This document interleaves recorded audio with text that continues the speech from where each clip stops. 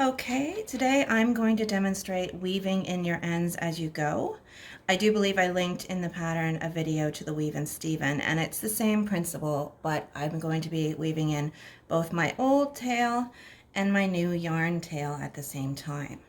So I'm a continental knitter. I'm going to put my working yarn in my left hand.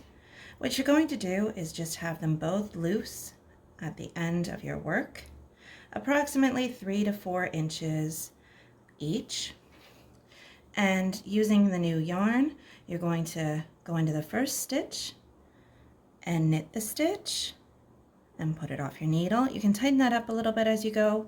Now this is where you weave your yarns together. You're going to want to come under with both of the strings, the tails, under and over, wrapping it around the working yarn like that, and knit into the next stitch.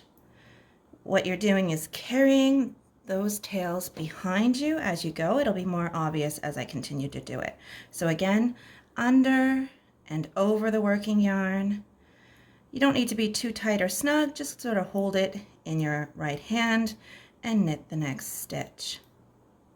Now we've come to the marker. I'm going to slip my marker before I wrap my yarns around the tails, or the tails around the yarn again. Under, over, and knit into the next stitch. We're going to do this about 8 or 10 times. Under, over. I like to put my finger here to hold it just so that it doesn't end up with too much slack, but I'm not pulling it too tight either. It's all going to block out when you wash your final object. So knit a stitch, under, over, knit another stitch.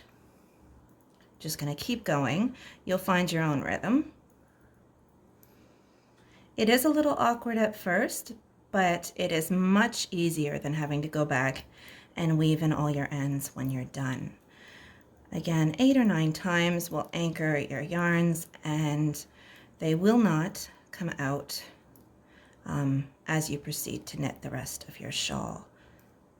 This technique is great with any Fair Isle or mosaic knitting like sweaters and such. Oh, I have a backward stitch.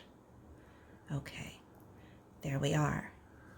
I'm going to turn it back around so you can see from the wrong side what that looks like.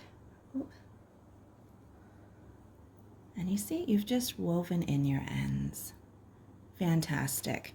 So now that you've done that, you can just leave that little bit extra there. You can go back and snip it later or now, it doesn't matter, and carry on in pattern.